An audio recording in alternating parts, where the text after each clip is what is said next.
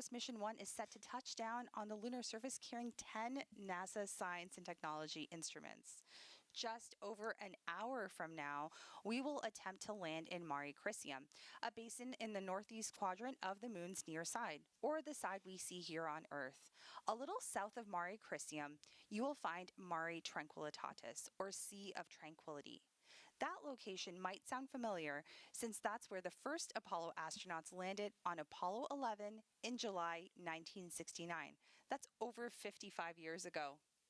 This Blue Ghost mission has been a journey not only for our Firefly team, but the friends and family who have supported us. More than 750 Firefly employees have played a role in bringing this historic mission to life, and their loved ones have been an integral part of this journey. This impressive team is joining us now with our NASA customers watching from a viewing location just down the road from our Mission Operations Center. I want to be there. We're joining forces for this historic moment marking Firefly's first lunar landing. It's all hands on deck since years of preparation have gone into this exact moment. And before we touch down, let's go ahead and review our current mission status. Blue Ghost just entered a planned comms blackout on the far side of the moon where we have limited access to our ground stations on Earth. As you can see in our telemetry-driven simulation, the lander is currently in low lunar orbit, about 100 kilometers above the surface as we get ready for our descent orbit insertion, which is going to be in about 10 minutes. This critical 19-second burn will put Blue Ghost on its descent trajectory, and then we'll coast for about 50 minutes. Comms should be back online about halfway through that coast phase. We're going to walk through these steps in more detail later in the broadcast, but in the meantime, you can track the mission progress in the timeline bar at the bottom of the screen. And throughout the show, you'll see even more graphics that are driven by our real telemetry data from Blue Ghost. This includes our countdown clock in the top left corner of our gauges are going to be just under that clock, which show our velocity and distance above the moon's surface. Those gauges are frozen now, but will activate once we reacquire signal with the lander.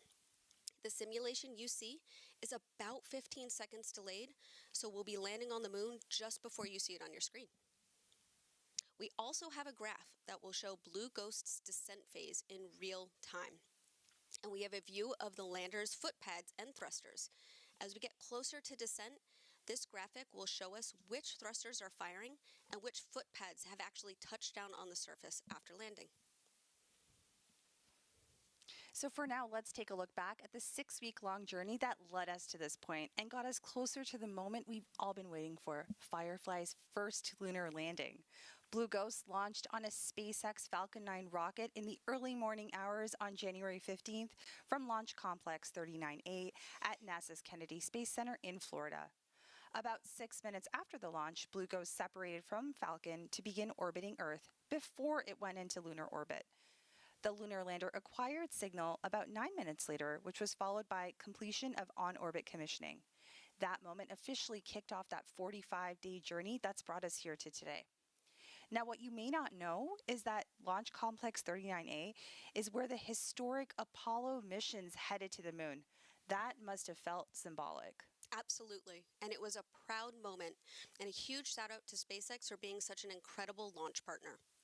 Blue Ghost was deployed into a highly elliptical Earth orbit about an hour after liftoff.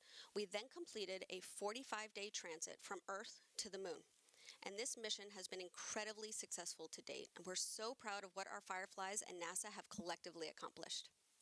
So far, we've already downlinked 27.2 gigabytes of data, including some incredible payload science from NASA. We conducted 7 engine burns during that transit for a total of 523 seconds and traveled roughly 2.8 million miles. Wow. This included 25 days in Earth orbit where Blue Ghost took a phased orbital approach with 3.5 elliptical orbits around Earth that got us closer to the moon each time. Then we performed what's called a trans-lunar injection to escape Earth's gravitational pull and completed a 4-day transit to the moon. A lunar orbit insertion burn was then performed to enter the moon's orbit where Blue Ghost spent the last 16 days.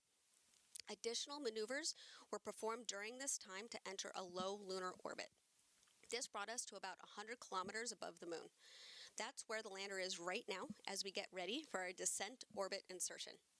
No pressure, 100 kilometers. And during Blue Ghost's road trip to the moon, Firefly was able to downlink some pretty incredible imagery. Let's take a look back at that footage. So without a doubt, no matter how many times I see these, I am proud, inspired, and frankly speaking, just blown away at how stunning our Earth and moon look in the darkness of space. Now, when you're headed to the moon, that trip can vary depending on the selected route. Some might be a lot quicker than others, but Firefly chose that scenic route. We did, and there are a lot of benefits to that scenic route actually. With that 45-day transit, we were able to conduct rigorous health checks on each Blue Ghost subsystem and on each of those NASA payloads. This route also gave us ample time to calibrate our propulsion system ahead of each of those critical maneuvers. We could then analyze the data from each burn so we could better predict performance and optimize our trajectory. Once we entered lunar orbit, we also had more time to calibrate our vision navigation system and verify its operations, which enable that precision landing. And most importantly, we were able to conduct payload They have been able to conduct while Blue Ghost has been in transit. Among the 10 NASA instruments being delivered, I'm happy to share that all of them are expected to be healthy, so they are ready to work shortly after we touch down on the moon this morning. We'll be talking through the largest CLIPS manifest to date in more detail later on, but off the top, we do have a couple of key highlights we can share. The Lunar Global Navigation Satellite System Receiver Experiment, or LUGRA, tracks signals from the Global Navigation Satellite System at a record-breaking distance of over 200,000 miles while Blue Ghost was in transit. This data can help enable GPS-like solutions on the moon, which is really exciting. LUGRA is a collaboration between NASA and the Italian Space Agency. Another instrument, the Radiation Tolerant Computer, or RAD-PC, also began demonstrating the computer's ability to withstand space radiation while passing through the Van Allen radiation belts. I'm personally looking forward to the surface operations to collect more of that important data and science. But before we get into that phase of the mission, we're getting really close to that next milestone. Blue Ghost is set to perform its descent orbit insertion burn in just a matter of minutes, which will place the lander on its descent trajectory. As mentioned, this 19-second engine burn is performed on the far side of the moon during a planned comms blackout. So we're going to check back in with the team to confirm if it was successful once we reacquire that signal. If anything is off nominal, we'll actually get another shot at the descent orbit insertion. If everything looks good though, then Blue Ghost will continue through its coast phase.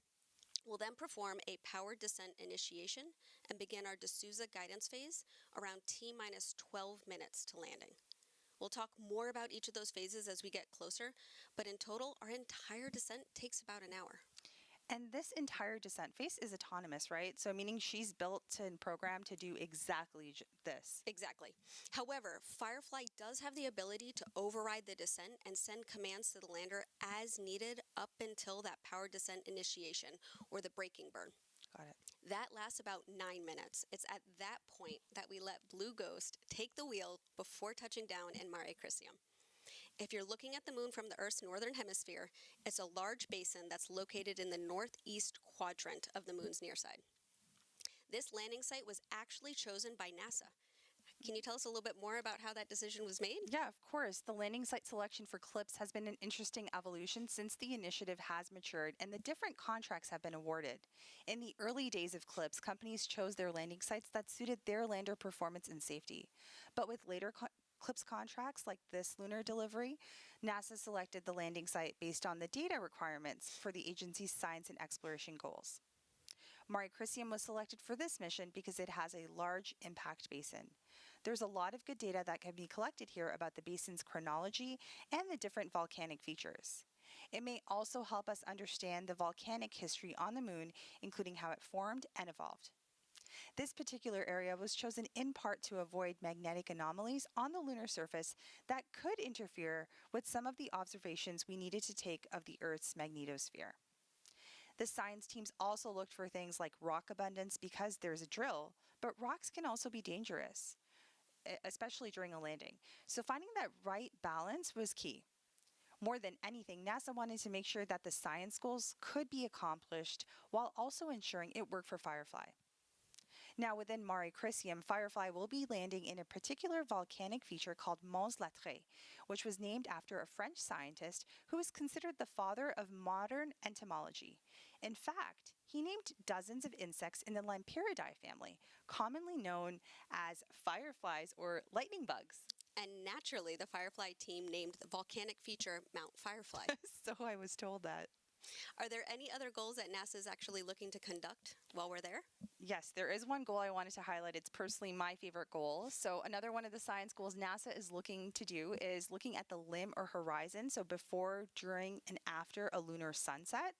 And that said, the location of Mare Crisium also allows us to capture visuals of the lunar sunset after fireflies operating on the moon for a complete lunar day, which is about 14 Earth days. There was one person who saw this in real life, and that was Apollo legend and former NASA astronaut Eugene Cernan. He captured this unique phenomenon during Apollo 17, where he observed somewhat of a horizon glow. Something about this glow actually caused the lunar dust to levitate from the lunar surface. So in order to share this with the science community, Cernan sketched this phenomenon that we can see right here on our screens. Now, NASA is interested in seeing this again over 50 years later through the eyes on Blue Ghost. Firefly is ready to capture this phenomenon during lunar dust conditions and further prove what the last astronaut to walk on the moon saw taking place. That's a moment I'm truly excited to witness and share, and maybe make a little postcard and send something out. Let's go ahead and take a closer look at Firefly's Blue Ghost lunar lander. Firefly's Blue Ghost lunar lander was designed for stability.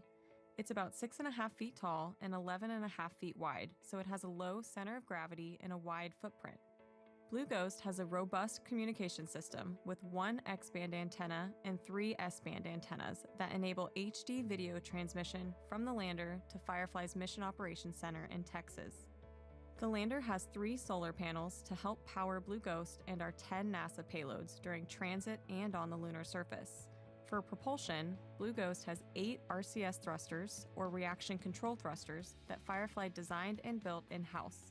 These thrusters help maintain the lander's orientation during maneuvers and independently perform the final descent by pulsing for a soft landing.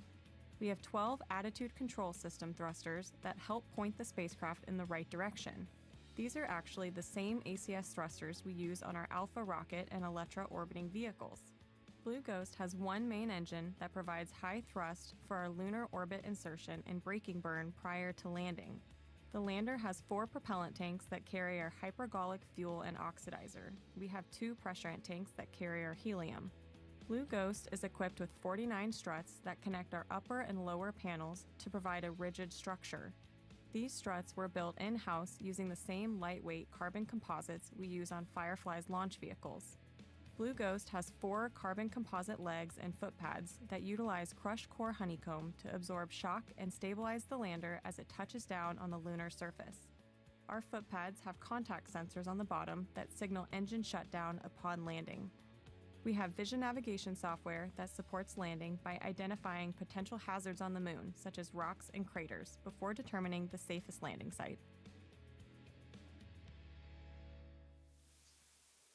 Now joining us from Firefly Mission Operations Center is Ray Allensworth, Firefly's Spacecraft Program Director, who you may have recognized from our Blue Ghost launch broadcast. Thanks for stepping off console to chat with us before landing. How are you feeling? How is the team feeling? Yeah, I'm feeling good. I think the excitement is rising. I'll say the Mission Op Center right now is actually like really calm. So that's nice. The team's practiced this many times, so like I think they're just ready for it to happen now. The viewers actually just got a quick look at Blue Ghost, but I'm sure there are a lot of questions about how the lander's performing now that she's in space and almost at her destination. What has surprised the team the most about how the lander's been performing during this transit? Yeah, that's a great question. I think the lander is really, it's really behaved really well. We haven't had any major anomalies, which is fantastic.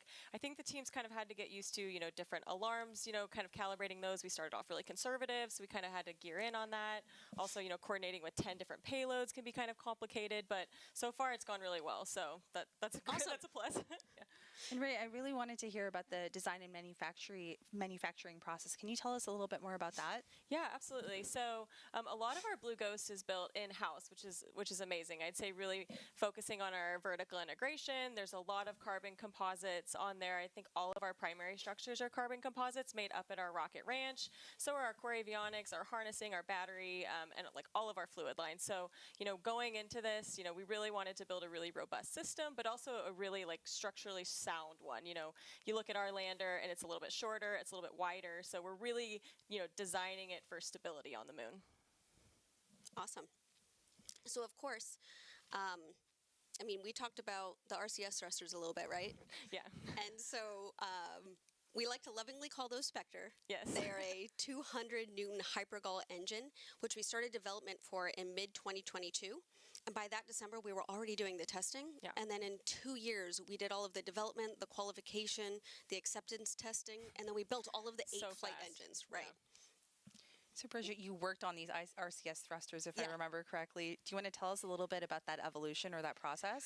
It's a lean team, right? So we started 2022 with maybe 4 people, not even 30 years old. Yeah, exactly. It was just such a fast turnaround with all of that development, that energy. We learned a lot from NASA and previous Apollo missions. We took that heritage and through all of that iteration and testing, we've had some pretty successful firings so far in space. Yeah. That's definitely a fast and furious trip to the moon that's led us to today, but inspiring just to say the least. So Ray, thank you so much for being here. Bridget, thanks for your insights. We want you to get back to mission control, but we'll catch you hopefully after the landing. Yeah, I'll see y'all after. Thank you. See you later. Bye. In 2018, NASA started a new, very different and innovative approach for doing science on the moon. As NASA explores the lunar surface under the Artemis campaign, we want to leverage the capabilities of American companies. So rather than NASA owning the missions and operating traditionally, we made a concerted effort to use commercial services and public-private partnerships. And Commercial Lunar Payload Services, or CLPS, was born. Let's take a closer look at NASA's CLPS initiative, which is helping bringing Firefly's first mission to life. Our moon. It seems so close in the night sky, but getting there is really hard. But what if there was a way to change that? Only a few nations have successfully landed on the moon. As NASA sends astronauts back to the lunar surface, this time to stay, we will need to send science and technology instruments ahead of time to lay the foundation for human exploration. To make this happen, NASA is helping establish a commercial lunar economy. For the first time ever, there will be commercial delivery.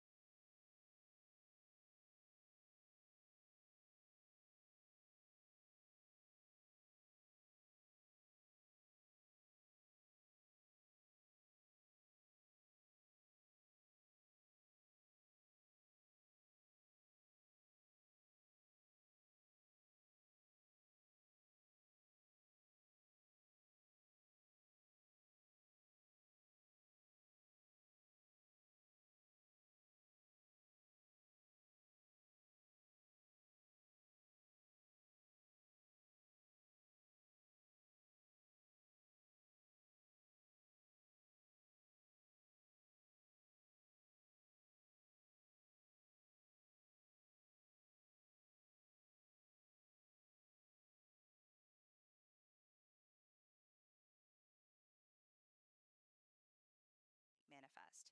This is the largest payload manifest on Eclipse delivery with 10 NASA science and technology instruments on board. Diving right into the NASA payloads on this flight, we have the Next Generation Lunar Retroreflector, or NGLR, which is a passive instrument, meaning it does not power on. Instead, it will beam incoming laser light from Earth back in the same direction. The time it takes for the light to bounce back can be used to calculate the moon's shape and distance from Earth. Another payload on this flight, the Lunar Environment Heliospheric X-ray Imager, or LEXI, will aim to capture the first global images of the magnetic field that shields Earth from solar radiation, providing insight on how space weather impacts us here on Earth. During transit, LEXI operated for more than 50 hours total in preparation for collecting images from the lunar surface. Now let's talk about RAD-PC next. RAD-PC is the Radiation Tolerant Computer Demonstration. You can't send just any computer into space. That harsh environment in space and on the moon can lead to malfunctions, system crashes, and permanent damage. Designed to recover from issues created by radiation, RAD-PC provides a cost-effective solution for a radiation-tolerant computer, which, if effective, could improve the safety for future Artemis missions. Now, during transit, RAD-PC successfully operated while passing through the Earth's Van Allen radiation belts, a positive sign that the computer is working as intended. Next up, we're going to talk about the Lunar GNSS Receiver Experiment Payload, or LUGRA. We discussed earlier is jointly developed by NASA and the Italian Space Agency. LUGRA is investigating whether Earth-based global navigation satellite systems, or GNSS signals like GPS, can be used for space-based positioning, navigation, and timing from a spacecraft's initial launch to lunar landing. During transit to the moon, LUGRA successfully tracked GNSS signals from GPS and the European Union's Galileo constellations and broke the record multiple times for the farthest GNSS signal acquisition ever, peaking in lunar orbit at 243,000 miles from Earth. LUGRA's signal reception on the moon's surface could mean a lot of things for future Artemis missions and the space sector. These are just 4 of the 10 payloads being delivered to the moon today for NASA. So let's head over to Antonia Jaramillo to learn more about SCALPS and EDS, some of our dust instruments on this flight.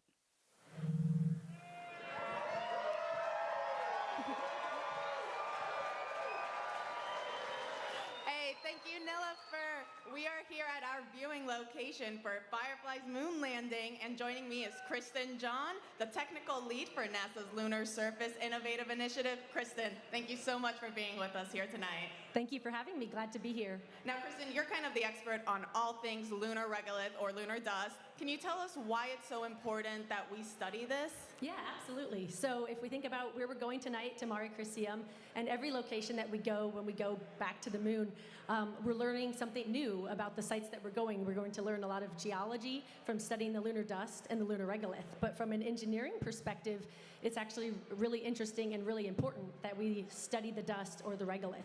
So we learned from Apollo what a huge challenge and what a huge barrier the lunar dust can be for all of the equipment that touches the lunar surface.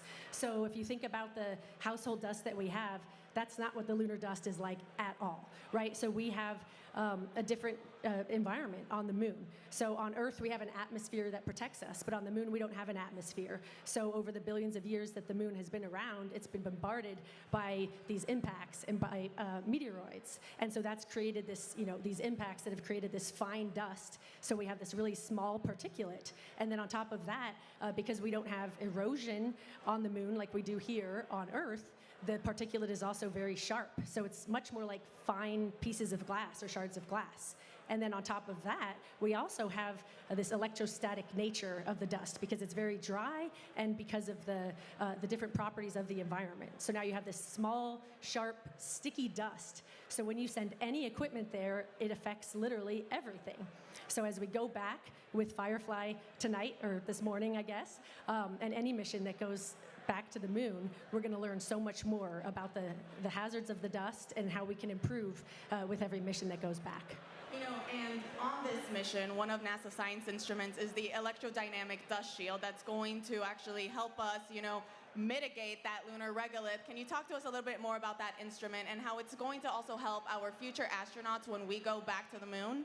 Yeah, absolutely. So EDS is a fantastic technology. So it's an active technology that actually has these transparent electrodes on different surfaces. So you can put it on a radiator or a solar panel or glasses or camera lenses to protect them. And it basically creates an electric field.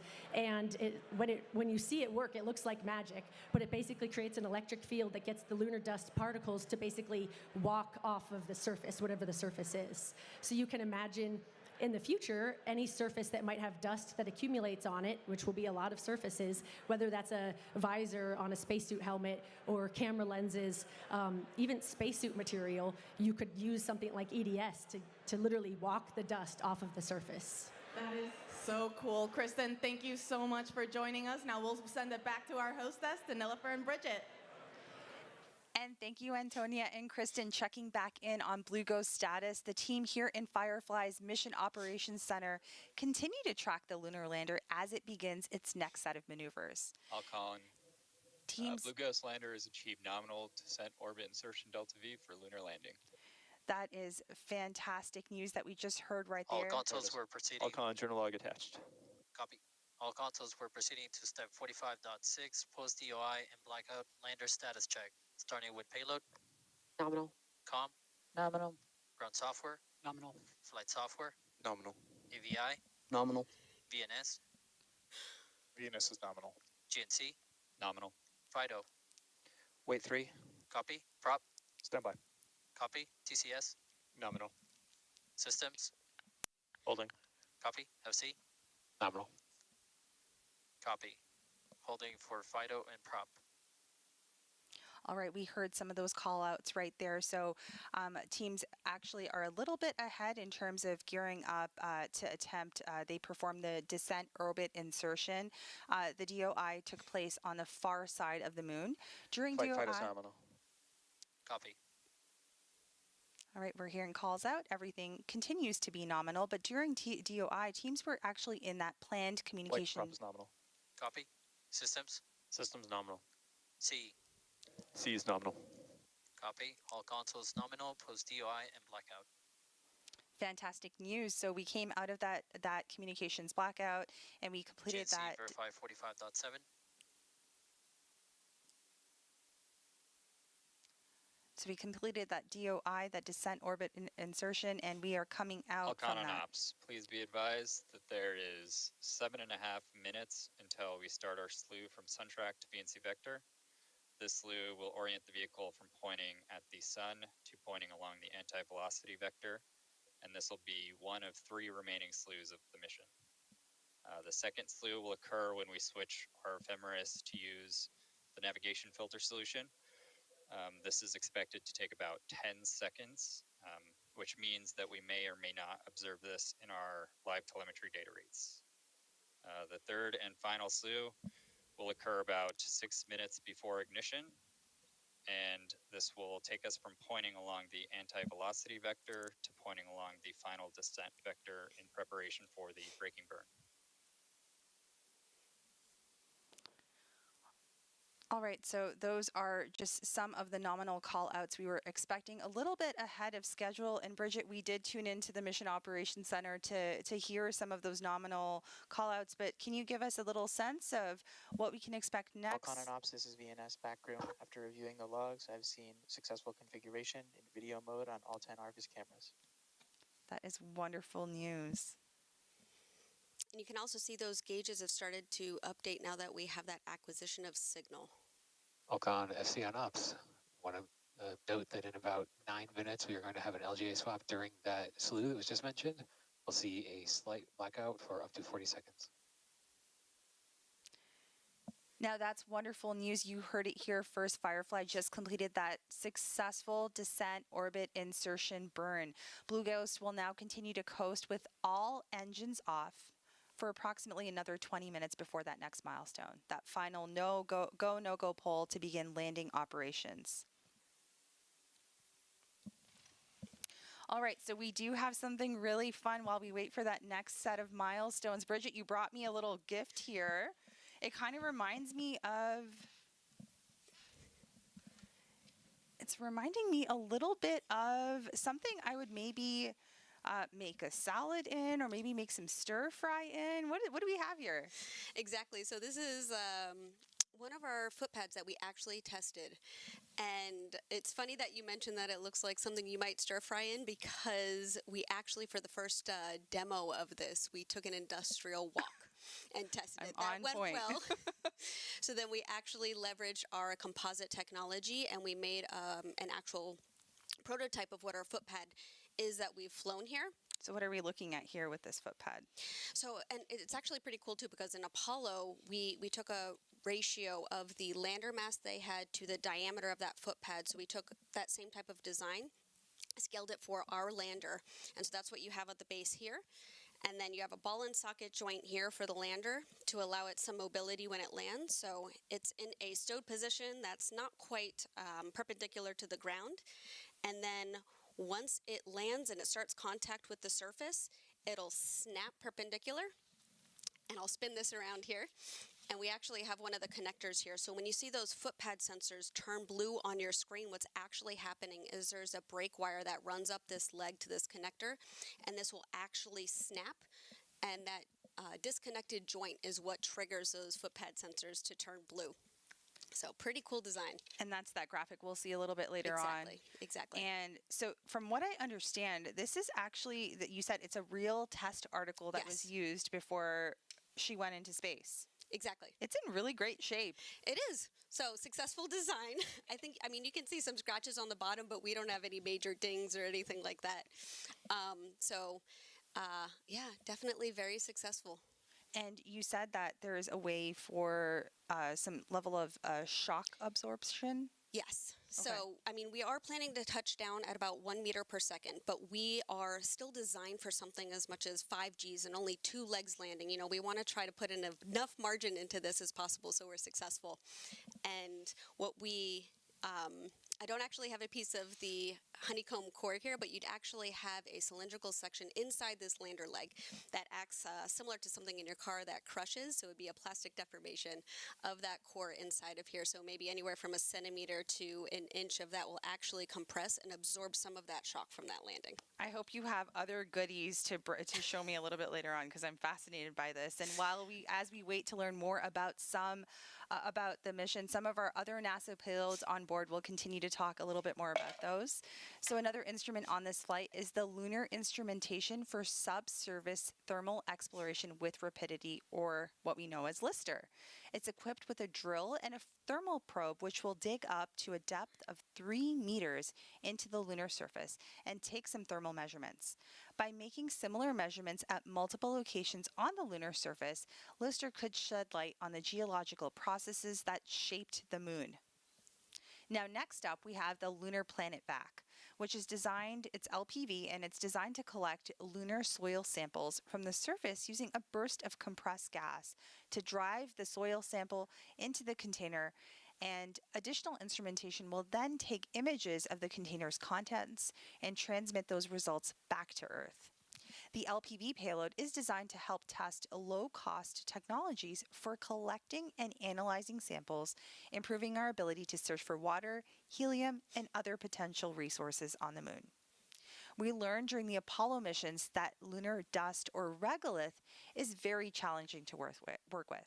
It's extremely abrasive and actually clings to everything: gloves, boots, vehicles, and mechanical equipment. Now, next up, to learn about the potential challenges that dust poses to future Artemis era missions, the Regolith Adherence Characterization Instrument, or RAC, will measure how lunar dust accumulates on different surfaces and materials. The data captured could help more effectively test, upgrade, and protect spacecraft, spacesuits, habitats, and equipment in preparation for continued exploration of the moon. NASA's Lunar Magnetotelluric Sounder, or LMS, will probe the interior of the moon to depths of up to 700 miles. Now, that's 2/3 of the way to the lunar center. The measurements will shed light on the differentiation and thermal history of our moon, a cornerstone to understanding the evolution of solid worlds. Now, while we eagerly await that next milestone, let's talk a little more about the team. As you can imagine, there are several people that have worked tirelessly to make this mission happen. And Team Firefly's Blue Ghost team are lovingly known as the Ghost Riders. They are. And right now we have about 20 Ghost Riders on console at Firefly's Mission Operations Center just north of Austin, Texas, that you can see on the screen right here.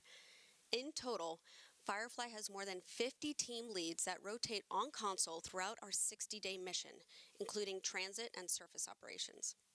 These console leads represent key operations and Blue Ghost subsystems, including propulsion, thermal, GNC, avionics, payload leads, and more. They've been checking Blue Ghost health status and sending commands to the lander throughout the entire mission. And Bridget, you come to us with this kind of experience too, right? You were on console for Blue Ghost launch, if I remember correctly, and for many other rocket test campaigns.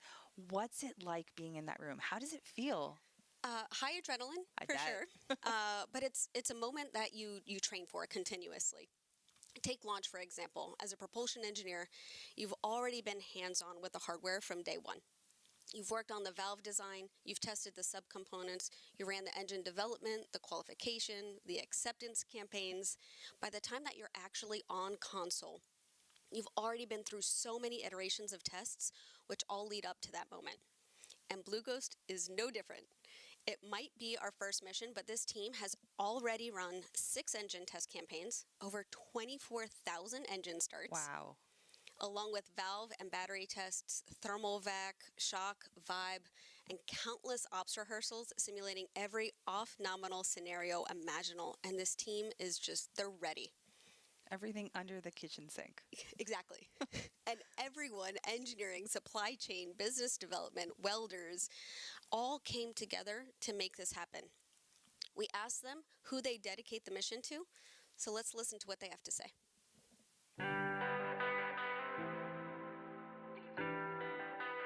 If I could dedicate the mission to anyone, it would be the Blue Ghost engineers at Firefly. I'd have to dedicate it to my brother. He's very special needs, so he doesn't get to necessarily pursue a lot of these kind of things. I'd probably dedicate it to Dr. Woody Flowers. If I could dedicate this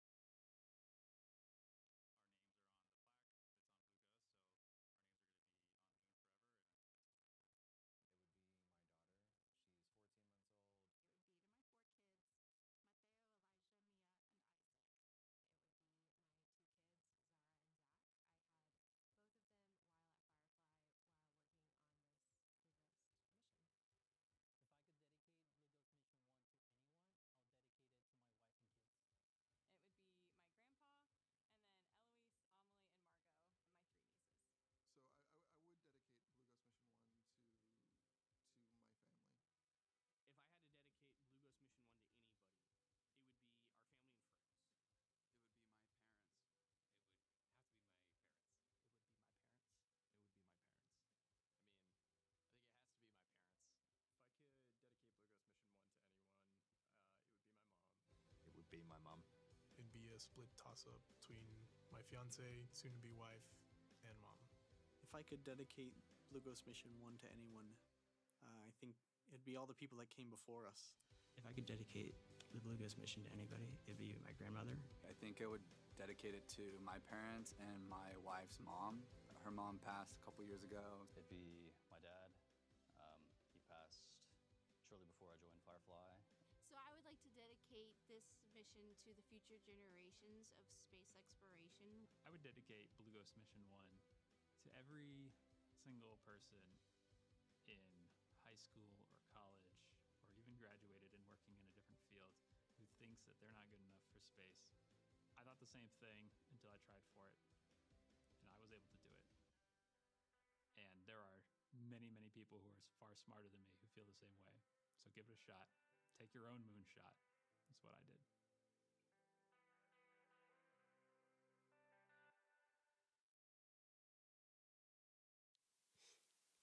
I'm inspired and just a little emotional after watching this. All the Fireflies and their families have been supporting the mission, including someone who's joining us right here. We have Ariana Mary, one of Firefly's spacecraft flight software engineers. Hello, and I'm sure you've been on the edge of your seat like the rest of us who are looking forward to today's moon landing. How are you feeling? I'm feeling incredible. it's an incredibly exciting time, not only because, all the technology and goal behind the mission is so exciting, but also because of what it means to so many people. We're landing on the moon. It sounds like something so outside of everyday life, but honestly, for a lot of people, this has been their everyday life for the last few years, thinking of this mission. They've met so many friends while working this mission. They've met their partners, so it's impacted a lot of lives, and it's not even on the moon yet. So. And you've worked on both the Blue Ghost mission and Elytra mission. Can you tell me a little bit about the team dynamics? How does that work? Yeah, there's a lot of cross-pollination, a little bit of everything. The culture at Firefly is honestly fun to work on because you have people that are incredibly capable in their fields, but also just fun to work with. Everyone expects a lot of you. You have to own your piece and deliver for the mission because no one can get to space on their own. But at the same time, everyone's always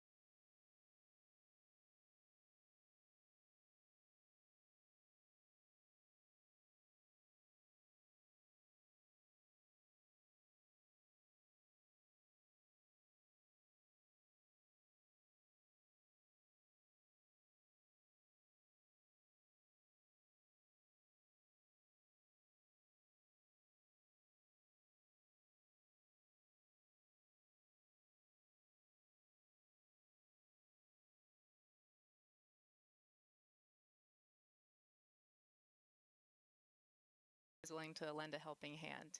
If you share a problem you're stuck on, or honestly even mention it in front of a lot of Fireflies, they're very eager to offer their help and make sure we can all get there together. That's really exciting. And excuse me, Ariana, I think a lot of people that are watching this are seeing that you've started your career at Firefly. How did you get to where you are? What did you study to bring you to this role? Yeah, so I was a computer science major in college, and so not an aerospace major, actually. And a lot of people don't have aerospace degrees that work in aerospace. There's a lot of jobs that are required to help us get there. And I applied online, and I'm not joking when I say this. I applied not thinking that I'd get it. Not humbly, I just applied as an exercise. Almost didn't do it, and it ended up really well. So I think about what would have happened if I didn't apply. So like Joseph said, if anyone is thinking about it, nothing bad can happen. Just give it a shot. Yeah, take your shot. And I think I have to ask, because we just watched this wonderful tribute video, who are you dedicating this mission to? Yeah, despite obvious contributions to me being here, my parents, I'd have to give it to them because I wouldn't be here without their constant support and their leading by example, I would say. And it's also not mine to dedicate, but I would also give it to the other Fireflies who worked on this mission. I've watched people pour their hearts into this, so I'll definitely be thinking of them when we land. Is there a particular memory or experience that stands out in your mind in the last few years? The last few years, all I can think about is the recent events. Yeah, there's so much craziness. I've learned that, all the people behind these great technologies are just people, and they're always fun to work with. recently, honestly, the memory coming to mind is doing push-ups in the operations room. Once we launched Blue Ghost, we've had 24-hour comms since launch, and even during the blackouts once we entered lunar orbit, where there's always people in the room, we never leave console. So that's a lot of overnight long shifts, and so you got to do stuff to stay awake, and that's been Take my out life. that nervous energy Exactly, maybe too. we're all supposed to be swole by the time we land. So. All right, thank you so much for being here, and thank you for your contributions to the mission. We look forward to talking to you after landing. Now, through CLIPS, NASA is buying a complete robotic lunar delivery service. Under this innovative model, NASA is one of many customers alongside commercial companies, universities, international partners, all with the common goal of sending payloads to the moon. Now, there are risks, and NASA is embracing a higher level of risk tolerance by leveraging commercial solutions to send rapid, low-cost deliveries to the moon, fostering a growing lunar economy. Let's take a look. Landing on the moon is hard. We're going back. Under this Artemis program, we're going to be sending humans to the moon for the first time since Apollo. So ahead of humans, we want to get up as much science exploration and technology experiments as possible. So CLIPS starts facilitating a lot of the early science, the things we want to learn before we even send humans. CLIPS stands for Commercial Lunar Payload Services, CLPS. The services part is the key element. Ordinarily, when NASA delivers a payload to the surface of the moon, they do it with a commercial partner, but NASA controls the building of the vehicle. Now, we're buying the service of delivery of our lunar payloads to the surface of the moon. It is a delivery service, akin to a delivery service that you'd have here on Earth. NASA will provide payloads to a commercial company. They decide how to get it to the moon. They have to develop their own lander, but they also have to manage the entire end-to-end mission. It's meant to provide affordable, rapid, frequent access to the lunar surface through American companies. We're funding different companies. We have commercial companies that are competing to win task orders to deliver our payloads to the surface of the moon. One of the goals when we started CLIPS was to help establish a lunar economy. Somebody has to do it first, and then it becomes commercially available. Then they're able to crank them up. Then they're able to make it more affordable. And so the lunar surface is just the next frontier for a commercial environment. But we had to acknowledge up front, all the way through the highest levels of the agency leadership, that some of them will fail. These missions may not be as successful as a traditional NASA mission. We have accepted the risk that going through this innovative approach with these commercial companies, that there could be some failures. Some of them are new companies. None of them have ever successfully landed on the surface of the moon. So they're going to learn lessons. We need to give our vendors the opportunity to learn. And so that'll help ultimately buy down our risk as these companies learn, okay, what does it take to actually build up the lunar lander, integrate payloads, get to the lunar surface and land safely. They've been able to demonstrate that they have very, very good technical depth and the ability to design and execute missions. We're willing to take more shots on goal. And we aren't risking human lives. And in the big picture, if we're flying missions at 1/10 of the cost of a NASA mission, and we fail 2 of them, we still get 8 missions for that same price. Even with 1 or 2 or 3 failures, this is still a very economical proposition. It's a risk posture which is more risk tolerant than NASA is accustomed to. There's not a single one of these companies that's willing to bet their mission on a coin toss. Every one of them is doing what they can in order to have the most successful mission possible. But the important thing to realize is that risk tolerant does not mean risky. And the rewards are a long-term ability to get payloads to the moon inexpensively, frequently, and rapidly. We want science, so we can then put more of our resources on even more science, exploration, and technology payloads and get more return on investment when we get to the moon. CLIPS provides tremendous benefit across the scientific and economic communities. So there's a lot we'd like to learn about the moon to help human habitation and prepare us for missions to Mars and beyond. So the moon is the first step. Now let's head over back to Tony to speak to one of NASA's leaders.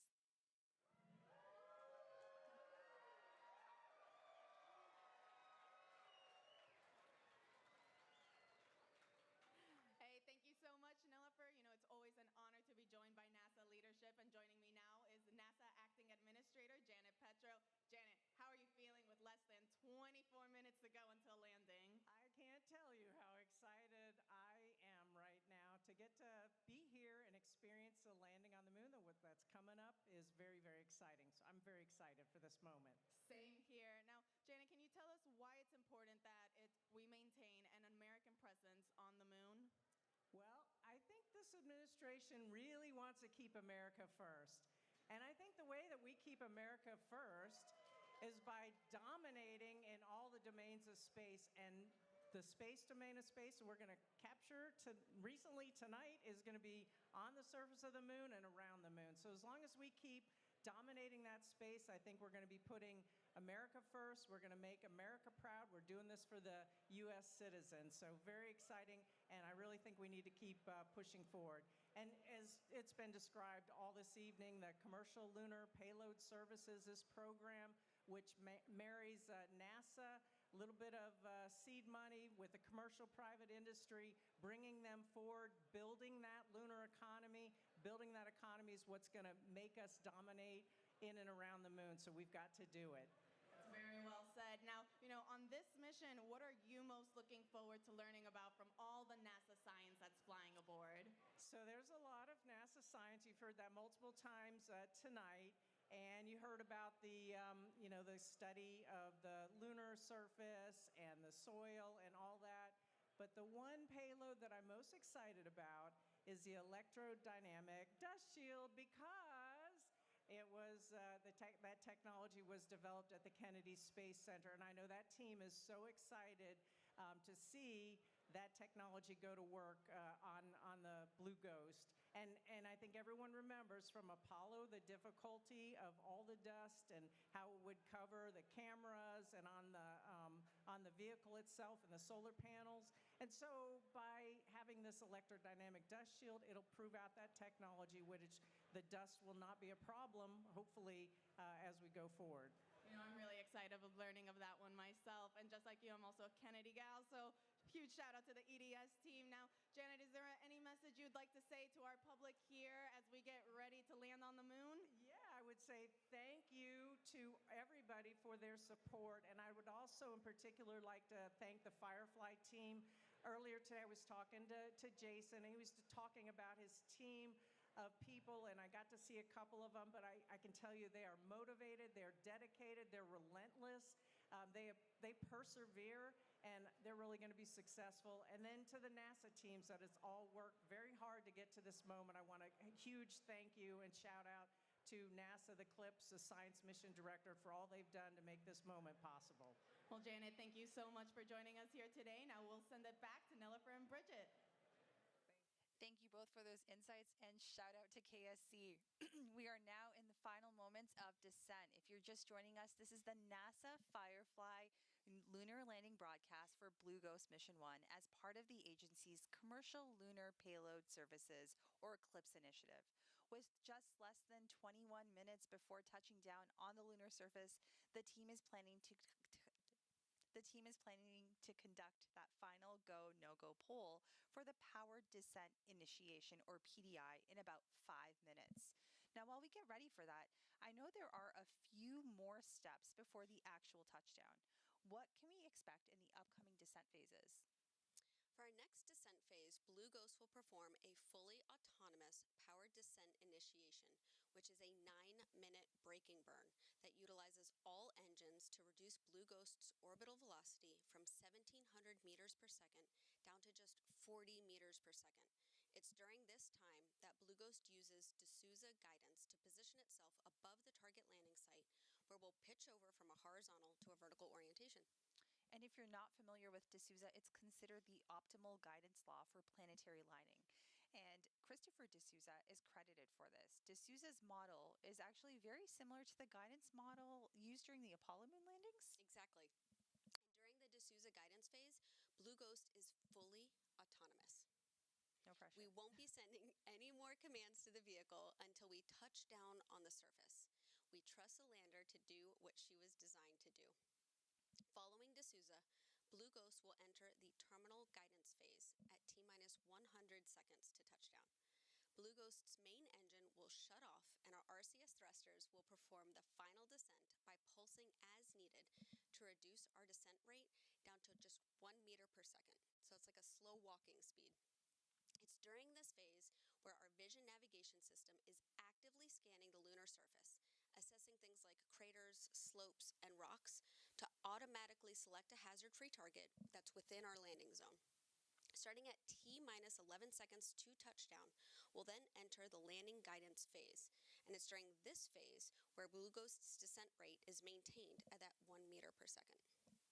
And I'm already feeling those nerves. That landing descent profile has to be precise. It's very, very impressive. Now, throughout this entire descent, do you keep the engines firing or do they all shut off? What can we expect there? Great question. So those Spectre engines we spoke about before, they're designed to pulse. They give us a very fine-tuned control during descent. Each of those engines fires 4 times in a second, anywhere from 60 milliseconds to 235 millisecond bursts. So about as quick as a bird flapping its wings or as long as a blink of an eye. Then, once the lander's foot pads detect contact with the surface, they send a signal for the engines to cut off. And what you see on the screen now is a visualization of these contact sensors to show which of those foot pads have successfully touched down on the surface. Now, that procedure sounds so simple when you explain it, but we both know how much work it got to get to this point. We know how we are going to land, but what will we see? And most importantly, what about the pictures? So to set the stage, there's 2 types of antennas that we talk about here. We have an S-band antenna, which you can kind of think of as our lower resolution SD antenna, and then you have your X-band or our high resolution. The plan is to use our S-band antenna to send our first images, hopefully within about 30 minutes of a nominal landing. But if that data rate is too limited, we're going to switch to X-band. This takes a little bit longer to deploy and calibrate, but once it's up, we're going to have a much faster downlink for high definition images and video. So that was really helpful, and hopefully we can expect those images to come in shortly after we touch down on the lunar surface. So at this point in time, we got a little preview of that landing sequence, and thank you so much for sharing what we can expect. I'm really excited to see those first images. Step 47.2. So we heard that call for that go, no-go poll. Teams have been training for this mission and are now getting ready for that go, no-go poll ahead of that PDI we talked about, or that powered descent initiation. Here's what to expect now. If the poll's a no-go, Firefly does have another opportunity to do another orbit around the Falcon moon. and Ops. SLU has begun to our final descent vector. 1 minute until SLU completion. GNC verifies step 46.2. So as I was saying, based on how this goes, if we are a no-go, then we have another shot at orbiting the moon and doing a powered descent initiation. But if we're go, Blue Ghost will take the wheel and perform that autonomous descent operation Bridget just went over with us. Now let's go. GNC verifies step 46.3. We're going to go Falcon ahead. on Ops, 5 minutes to power the descent ignition. Perfect. We heard that 5-minute call All out. consoles 1 minute away from PDI go, no-go poll. Step 47.2. Let's tune into the Mission Operations Center and listen for that poll.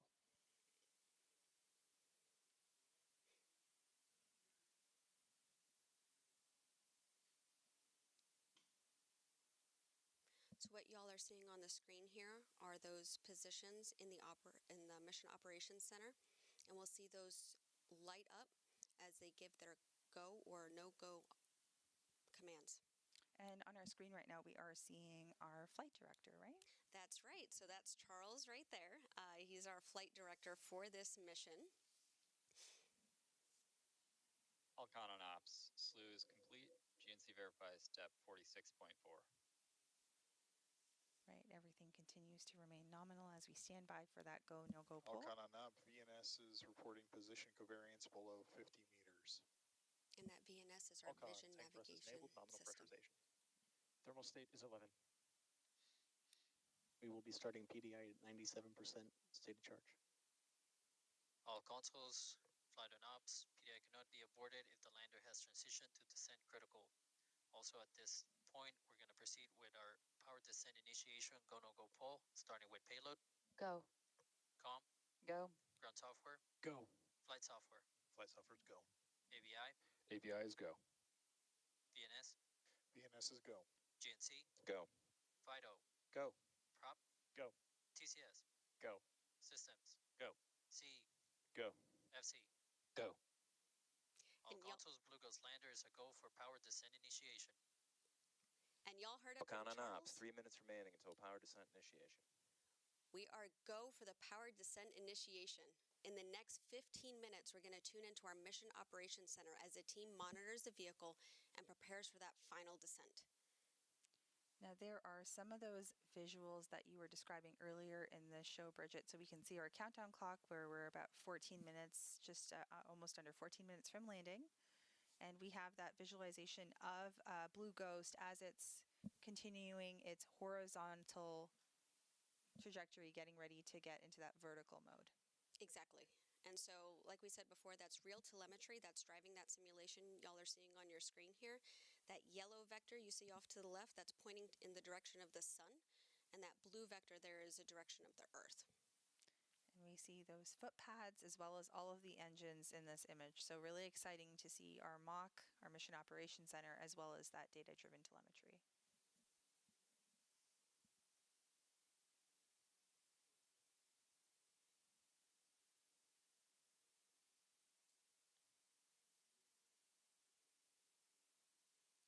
All right, if you are just... Falcon and Ops, 2 minutes remaining to power descent mission. With that 2-minute call out, if you are just joining us, this is the NASA Firefly joint broadcast for Blue Ghost Mission 1 as part of the agency's Commercial Lunar Payload Services Initiative. We are standing by as PDI process and procedures do continue.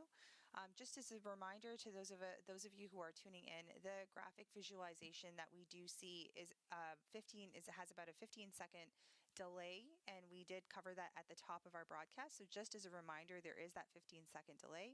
So we may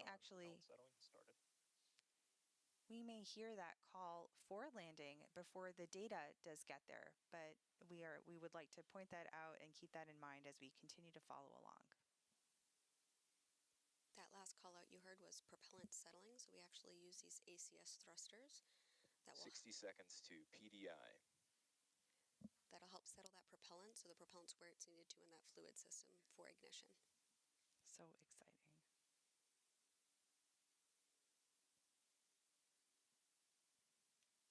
Fun fact, we actually use those ACS thrusters on our Alpha launch vehicle as well.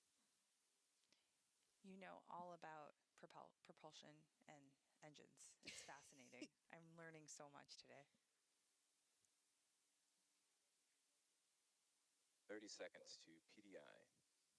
And there you see a couple folks on console. So that is Raj and Will Adams. So they are supporting on TCS and prop.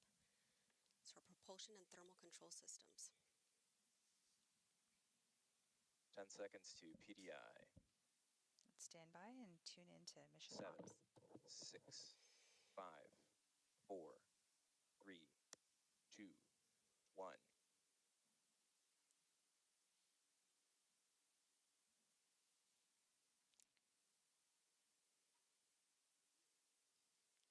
So the lander is performing that 9-minute powered descent initiation using all of its engines to reduce.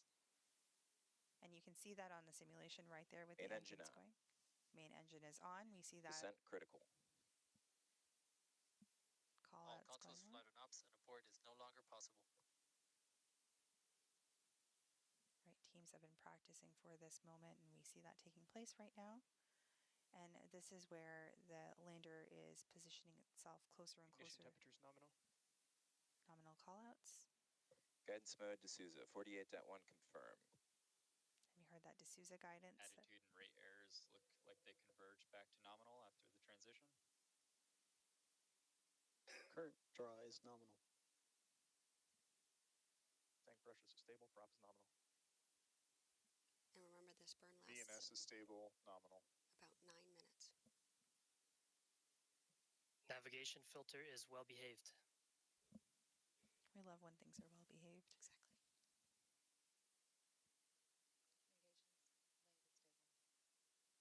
We just heard the call. That comm is stable as well. Comms link is stable. It's during this burn where we are going Falcon and Ops, 9 minutes remaining to pitch over. 455 kilometers south of the target, 16 kilometers above it. We're reducing our velocity down to 40 meters per second in this burn. And so on that gauge, what you'll be looking for is about 144 kilometers per hour. And just as folks are tuning in right now, our PDI is actually that braking burn. So we're continuing to slow our speed down and bring the vehicle from a horizontal configuration or horizontal orbit into a we're pitching over the lander into a vertical configuration. Exactly. All of our RCS engines are firing at a mid to high throttle here in the anti-velocity direction to slow us down. We're shedding all of that horizontal velocity like you're saying.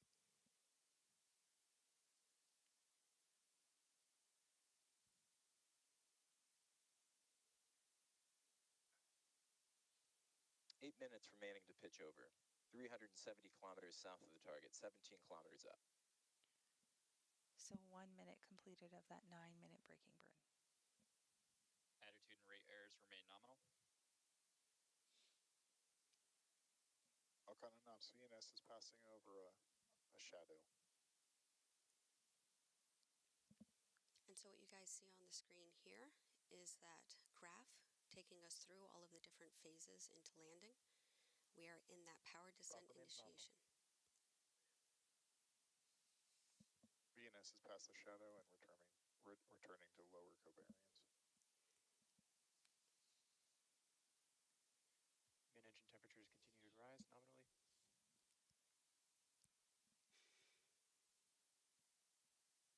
How are you feeling? Excited, nervous, anxious. Lots of feelings. 7 minutes to pitch over. 290 kilometers south, 16 kilometers up.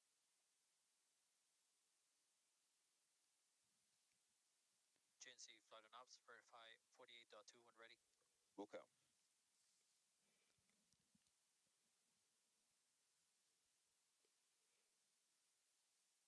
So we are seeing our various folks in the Mission Operations Center that are continuing to follow along during this braking burn called Power Descent Initiation, or PDI.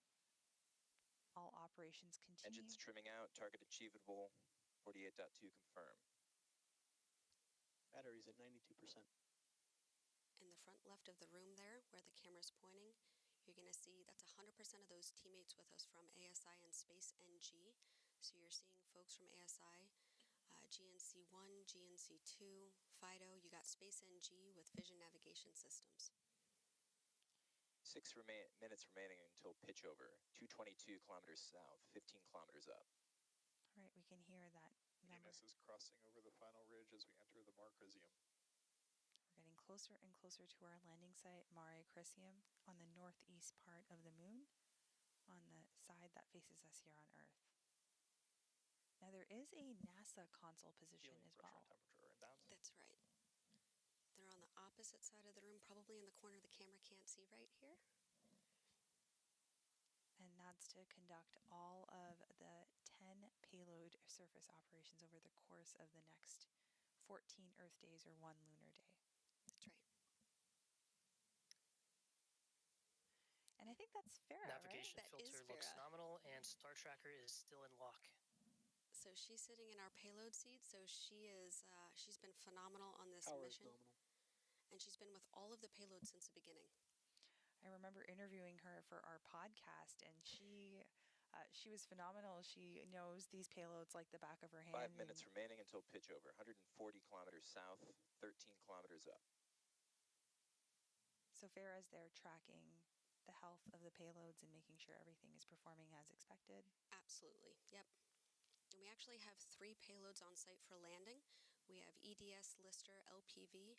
The rest will be remote. So 3 out of the 10 payload teams are currently near the Mission Operations Center on site, and the remainders have their own control centers in other locations. And so this is a primary operations center. VNS is seeing drops to validate. They back to global.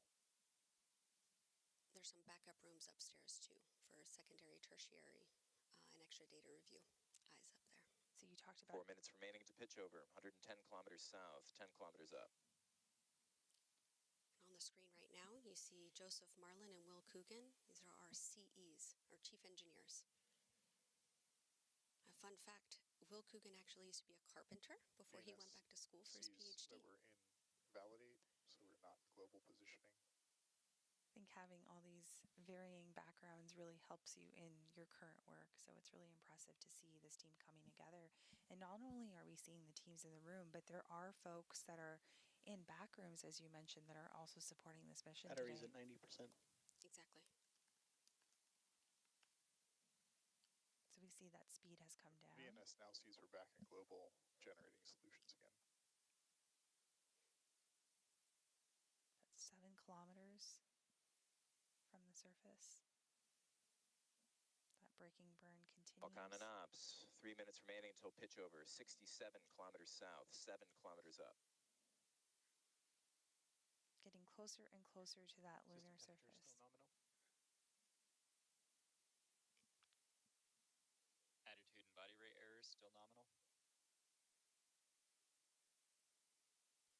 Like we were saying before, the Fireflies, we don't sit still in one position, one role too long, and so we do for sure have a lot of cross-functional teams here. And there we have our flight director back, tracking this mission. I'm appreciating the call outs. They're easing my nerves a little bit right now too.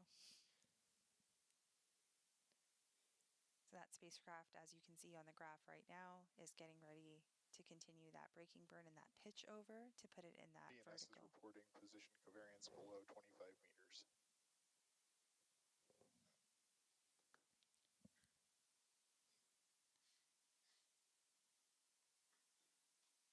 Two minutes remaining to pitch over, 35 kilometers south, 4 kilometers up. We are standing by for continuation of that powered descent initiation or braking burn.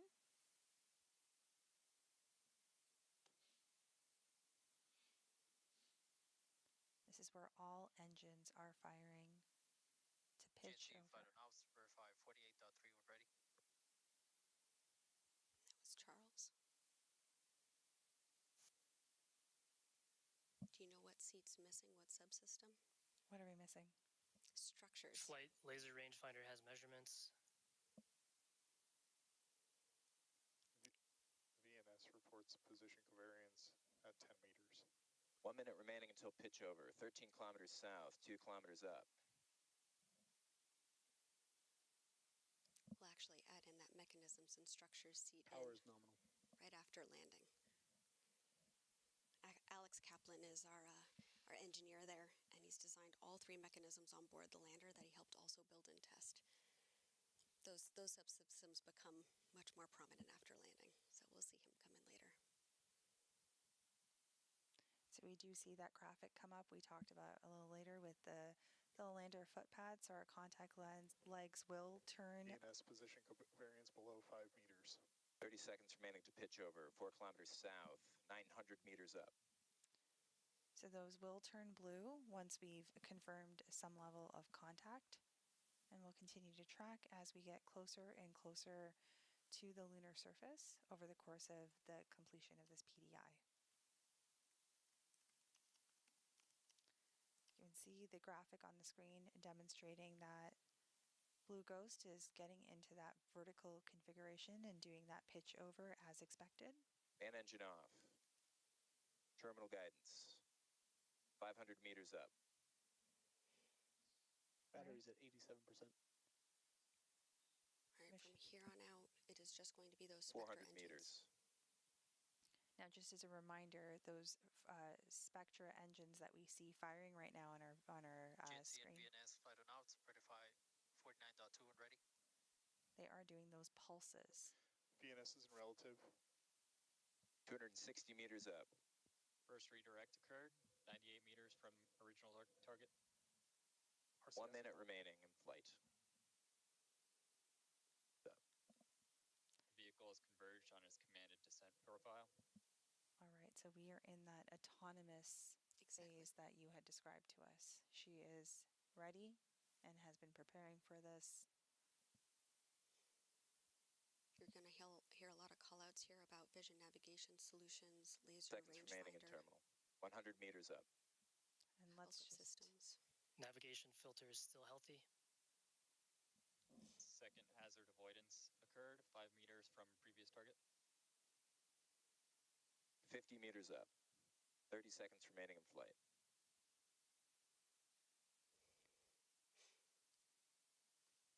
Payload verify 49.4.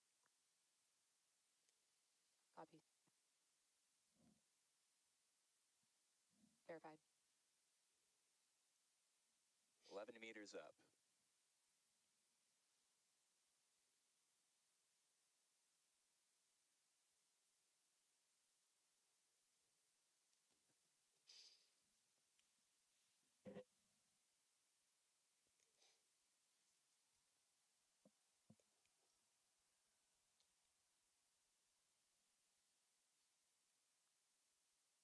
Vehicle in shutdown.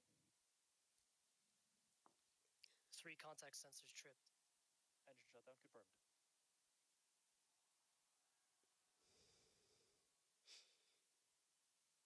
Power's nominal vehicle is charging. IMU reports lunar gravity and it is stable.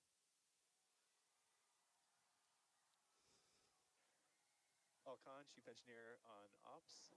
Y'all select the landing. We're on the moon.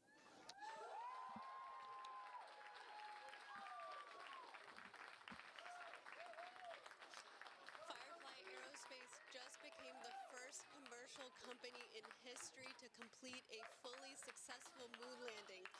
Congratulations to the entire team. This is such an incredible feat for Firefly, NASA, our nation, and the world as we pave the way for a lasting lunar presence. Congratulations, Bridget. And to our Firefly and NASA teams, what a nail-biting moment in history. The joint teams are now celebrating or enjoying this much-deserved celebration at our landing event here in North Austin, Texas.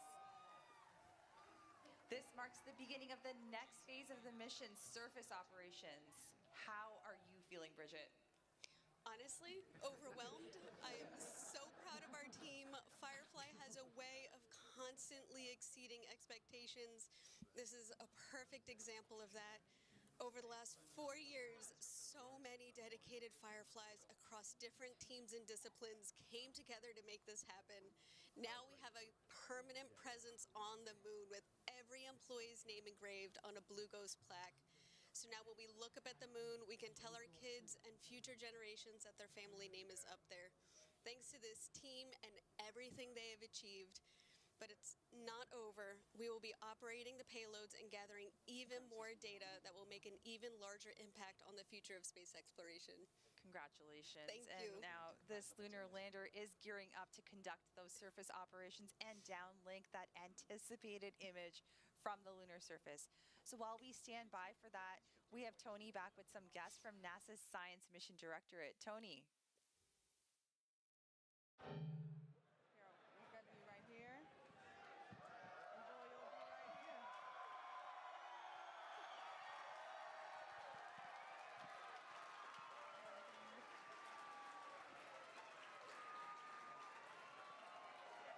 Welcome.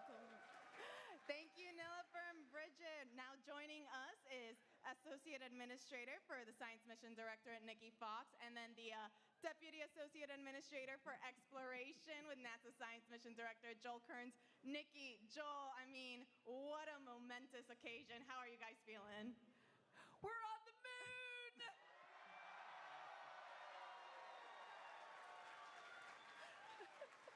So my question is, what do you think of that Firefly team?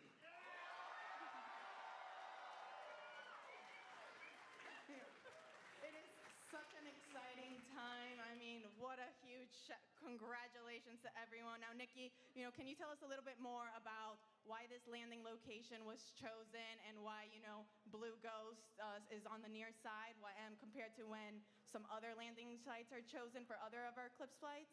Yeah, absolutely. We choose, I'm sorry, I'm just so excited right now, but we choose our landing sites very carefully. Our Eclipse landers will go to the South Pole, to the near side, to the far side. This one in this really perfect location. We want to study the geological features on the moon. We want to study the interaction with the solar wind. We want to just learn more about the regolith. We want to be able to prepare for our future astronauts to go and keep them safe. And so we chose the science instruments perfectly to go to this incredible place on the moon. That we did. And you know, Joel, this is the most NASA science that we have sent on Eclipse flight thus far. Can you tell us a little bit more then? What is the primary goal, or what are we hoping to find then with all of this? So we're landing in a place that's of great scientific interest, but it was also at a very achievable place to land. And there are studies that range from studies of the sun that we'll conduct from the surface of the moon, studies of the abrasive dust of the regolith. We're going to drill into the surface. We're going to pick up regolith. It was going to answer so many questions over this one lunar day long mission. It's going to be really one for the history books. That's right. You know, and speaking then about all those questions that we're going to answer, Nikki, tell us, what then of the science and data that we learn on the moon, how can that help us back here on Earth? So there are so many ways that, you know, everything we do in NASA science is so interconnected. We study everything from the center of the sun to the edge of the universe. Right now, focusing on the moon, learning more about particularly things like, you know, how that regolith, how it sort of interacts when we land, what the plume looks like, how sticky it is, if we can clean it off those surfaces, just telling us all about that. For us here on Earth, all this technology that we're sending up to the moon continually all has real-world applications as well. And so everything that we do, you know, coming back and serving humanity and inspiring the world with NASA science. That's right, we sure are. You know, that's really fascinating. Talking more about, you know, some of the scientific instruments that we're sending. As we know, Joel, some of those science instruments have flown on prior Eclipse flights, and they're also scheduled to fly on future ones. Why is that? Why do we choose some of the same instruments for certain flights and different ones for others? Well, you know, we've only really been to a few places on the surface of the moon during Apollo or even with our robotic surveyor craft from the 1960s. There were a bunch of measurements we really wanted to take to characterize overall around the moon.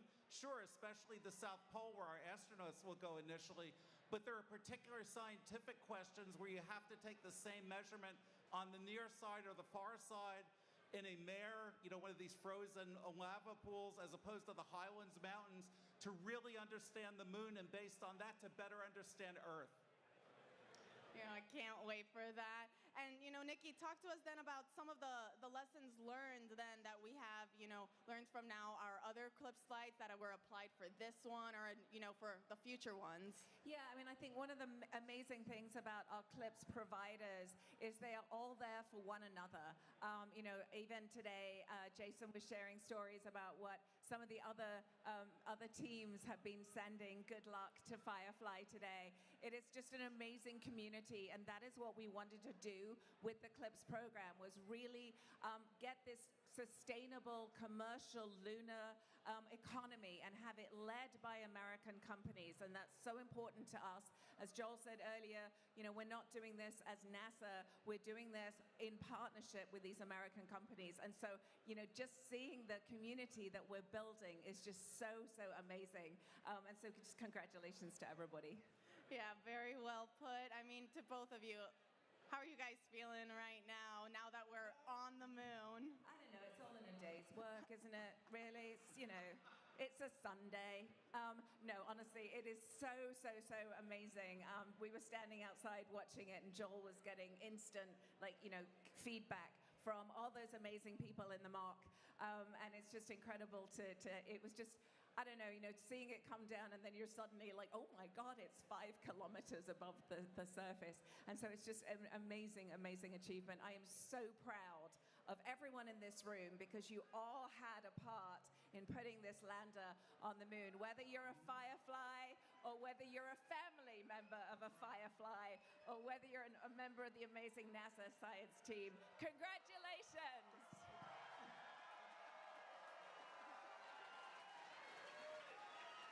And remember, they made it look easy. It's not easy. Thank you, Nikki, Joel, so much for joining us. Now we'll send it back over to our hostess, to Nilofer and Bridget. Welcome back. For those just joining us, Firefly successfully touched down on the moon in an upright, stable condition, becoming the first commercial company to complete a fully successful moon landing. We expect to have the first image within the next 10 minutes, depending on the signal strength of our S-band antenna. The timing will vary based on the position of our lander and the ground stations on Earth. If the S-band data rate is limited, we'll likely need to switch over to that X-band antenna, which needs to be deployed and calibrated. At that point, we'll plan to share the first image during our press conference in a few hours. And I don't know about you, but we're on the edge of our seat waiting for these first pictures. How are you, or how does it feel knowing that Firefly is leaving their mark on the moon? I don't think there's another feeling that even remotely compares to this right now. I'm sure you've been. So, you know what? I have to ask, because we talked all about the engines. We saw that great visual data telemetry. I know you have something else to show us. Do you have anything else I always have goodies. I always have props. You did work on our engines. We love hardware here. Take a second here. We're just doing a quick safety briefing on, or a safety practice on something that Bridget has for us to see today. Oh, this is cool. It is cool. Oh, let's move this out of the way here. All right. So I love talking about Spectre. This is that 200 Newton Hypergol engine. You will notice I am wearing gloves. Right. The hypergol propellant is actually a toxic propellant, and while this has been completely decontaminated, we still want to take safety precautions just in case. But yeah, you can tell that so there are, if you want to actually show on that lander, but there are 8 of these engines on the lander. Okay. So we have pairs on each side. Right there. All right. Exactly. Okay, so we see our 8. And those are the Spectre engines that we see right here. Got it. And then these are, it's a biprop engine, so we have 2 different propellants here. Okay. And because it's hypergol, we don't need a third ignition source. They just ignite on contact with each other, which is pretty cool. And these are our Kraken main valves. We love to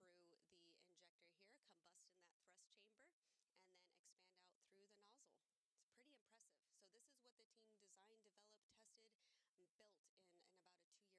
And these 8 Spectre engines, those were the ones that were firing in those quick pulses like you described, like a bird flapping its wings or at the blink of an eye. Exactly. So they just continue to iterate and pulse just like that. You've taught me a thing or two on these engines. I really appreciate that, Bridget. So how are you going to be celebrating this moment with your family, with your friends, with your fellow Fireflies? I'm going to go home and give my kids a great big hug first off, and then maybe sleep a little bit. All right, and so while we wait for that photo to come in, we're going to go back and check into the stage with Tony. Hey, thank you, Bridget. We are now here with Jason Kim, the Chief Executive Officer for Firefly. Jason, congrats on landing on the moon. Congrats to all of our Fireflies. How does it feel? How is it, how are you and the Firefly teams feeling right now? They're just fired up right now in the mission control room. I mean, they were just pent up, holding it all in because they were calm and collective and cool the whole time. Every single thing was clockwork, even when we landed. And then after we saw everything was stable and upright, they were fired up. They were fired up. We got some moon dust on our boots. That's awesome. And now you can use the EDS shield, EDS payload to take that off. Yes, I love that EDS payload. I love all the payloads. Absolutely. We love all 10 NASA payloads. That's right. Jason, this is Firefly's first moon landing. What message would you like to give to the team that have worked so hard on this mission? Well, I'm just in awe of all of them. I've been that way since I, witnessed the company, during their launches, and then finally with this whole campaign. I'm just in awe of all of our Fireflies and just all the hard work that they put into this, all the extra sacrifices they did from their family and friends. So thank you to all the family and friends. All that design work, all the testing, all that simulation, it finally paid off. And we're just so glad and happy for our team. Absolutely, and now you're on the moon. I mean, Blue Ghost is finally on the moon. What do you think, or what do you hope that this mission means or this message sends to all the aspiring and future engineers and scientists that are looking to one day enter the aerospace industry? Well, if you look at everybody in that mission control room and everybody at our company, you don't have to always be a rocket scientist, although we have some great ones at the company. We have people from all walks of life. And in that control room, people that started off with music careers or seamstress or welders, they're all from all kinds of careers, and they just landed on the moon. So, we hope this inspires the next generation of kids and STEM, K through 12, because, have them dream big. You never know where you're going to land. We just landed on the moon. So we hope that the Fireflies today inspired a whole generation. That's right. There's space for everyone in space. That's right, especially in Texas. It was discussed earlier, Firefly not only develops lunar landers, but you guys also build and launch rockets. Can you tell us a little bit more about what else is in store for the Firefly team? Well, right after this, we're going to get ready for our first launch of the year. We're going to launch our 1-ton rocket called Alpha. It's America's rocket, and we're going to launch Lockheed Martin's LM-400. It's their mid-class satellite. It's a beast, and we're just honored to launch that satellite. And we're going to launch multiple times this year, things like Victus Haze for True Anomaly, and there's other Space Force missions that we have. So we're going to continue to launch at cadence, and then we're delivering our medium launch vehicle first stage by the end of the year. We just finished our first stage LOX tanks, so we're incredibly proud of that. And then, we were working on Blue Ghost 2, Blue Ghost 3 as well. So we're not done. We're not finished with these moon missions. And, I think there's this Electra spacecraft that we don't hear too much about. That's a space maneuver vehicle, and we're going to launch the inaugural one this year for a responsive NRO mission. You got a lot of things coming up. Do you have a favorite? My favorite is always the next one. The next launch, the next lunar lander, the next one. Very well put. I know we're all very much looking forward to that. Jason, thank you so much. Everyone here is so excited. Can we get another cheer from the crowd?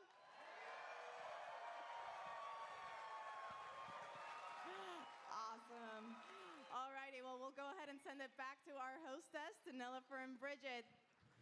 Thank you, Tony, and thank you, Jason. Congratulations once again. If you are just joining us moments ago, Firefly became the second American commercial company to touch down on the moon with its Blue Ghost lunar lander. Now, we're standing by right now for that first moon image, which we expect in the next 15 minutes or so. So while we wait, Bridget, do you mind giving us a little bit of a preview on what's next for this mission? Yeah, sure. So this is going to be the beginning of our surface operations. Within the next 2 hours, Blue Ghost will perform surface commissioning in order to activate each subsystem and perform health checks. We'll also deploy and calibrate that X-band antenna that we spoke about earlier. That's going to increase our bandwidth and begin downlinking HD imagery and video. And then following surface commissioning, we're going to begin those 14 days of the payload operations. Great. So that includes deploying that surface access arm with the lunar planet vac sample, that little vacuum to collect some samples. Right up there, you can see on the screen. And then Blue Ghost is also going to deploy 4 tethered lunar magnetotelluric sounder electrodes, or LMS, on the lunar surface, in addition to a mast on Blue Ghost's top deck, which stands 2 meters above the lander to help study the deep interior of the moon. We'll also begin subsurface drilling operations with the Lister payload that remains attached to Blue Ghost. So that will be really great. And after the first image, there's a lot more to come from over the 14 days of surface operations, literally. There's that solar eclipse that the team expects to capture on March 14th, where the Earth blocks the sun from the moon's surface. And then we also have a few days later to capture that lunar sunset we discussed early on in the broadcast, but that is expected on March 16th, where it will verify that dust levitation phenomenon that was seen at the last Apollo when the last Apollo astronauts were on the moon during Apollo 17. Exactly. And so finally, Blue Ghost is expected to operate for some hours into the lunar night as well. So it means that there's still so much to look forward to during this mission. I'm really excited. Me too. And so while we continue to stand by for that first moon image, we're going to go ahead and check back in with Ray, who was just in the Mission Operations Center with the Firefly team during that impressive landing. Hey, thank you, Bridget. Joining us once again is Ray Allensworth, Firefly Spacecraft Program Director. Ray, I mean, how are you feeling? What an awesome time.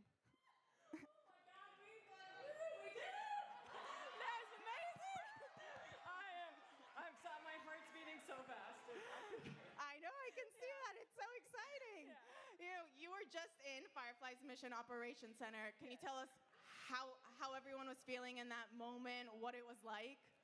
It was so quiet for just like, I mean, it was like a 9-minute burn, 12 minutes, like getting, through PDI, pitch over, and then you just hear these 4 call outs.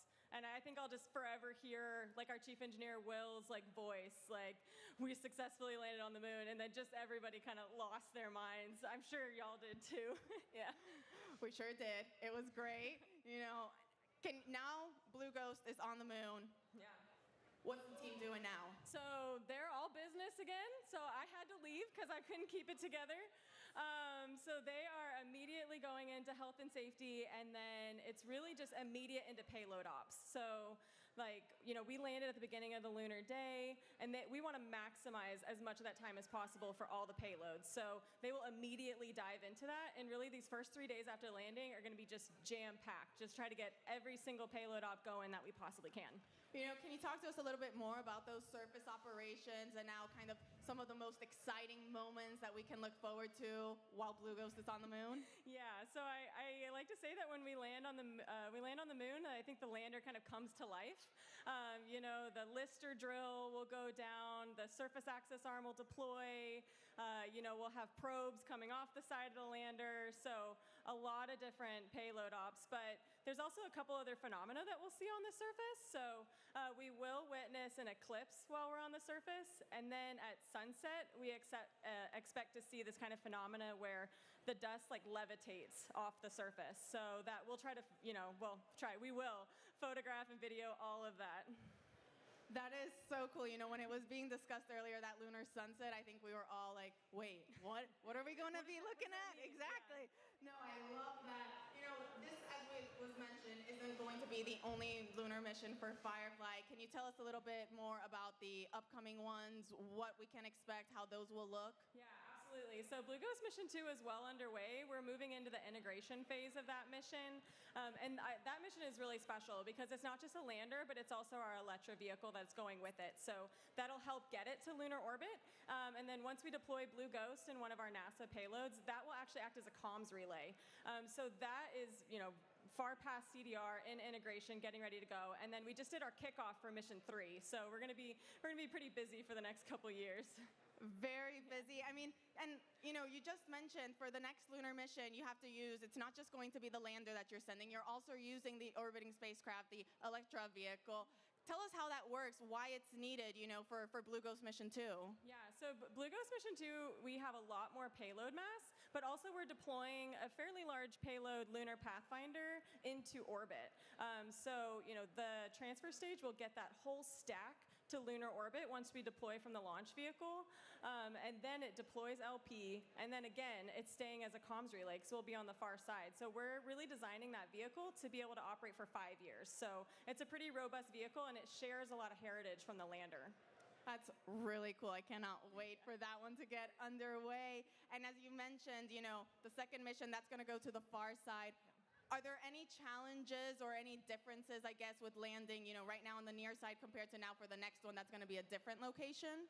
I think we know less about the far side. So, we had a relatively good amount of data for our specific payload site for mission 1. We're landing equatorial far side on mission 2. A little less familiar with that area, but really, it's really well suited for the payloads because they want it to be totally radio silent. So it's dark in that regard. We'll learn more about it as we go through integration and the mission ops phase for that mission. That is super exciting. I can't wait to learn about all the different things that you guys uncover along the way. Now, Ray, for you personally, I guess what's next for you? What are you going to be doing for the rest of this mission, or are you now full steam ahead on Blue Ghost mission 2? I'm going to go to sleep and then just dive right into surface ops. I'll be in the mock a lot, and then maybe a PTO day or two, and then just mission 2. Well, you definitely deserve a day or two of PTO. Ray, congratulations once again. Thank you so much for joining us. Now, we'll send it back to our hostess, to Nilofer and Bridget. Thank you, Tony, and congratulations to both of you once again. In case you missed it just moments ago, Firefly successfully landed on the moon at 2:34 a.m. Central Time. The Blue Ghost lunar lander safely touched down in Mare Crisium, delivering those 10 NASA science and tech instruments. Now, we should just give a heads up that we do expect another image, or their first image rather, to come through in approximately the next 30 minutes. We are standing by for that. But let's talk a little bit more about what to expect and what took place over the course of the landing. So let's take a look at that incredible landing. Now that we're on the surface, we're, like I said,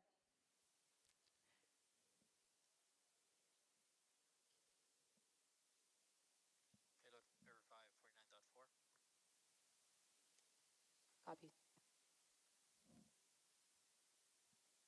Verified. 11 meters up.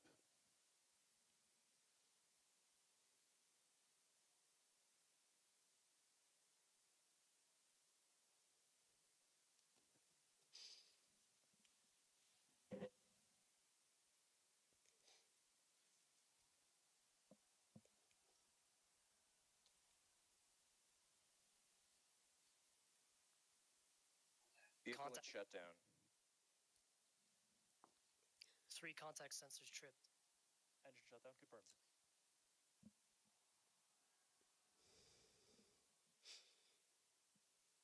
Power is nominal, vehicle is charging.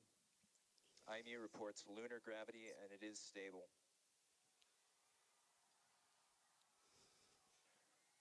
Falcon, chief engineer on ops. Y'all select the landing. We're on the moon.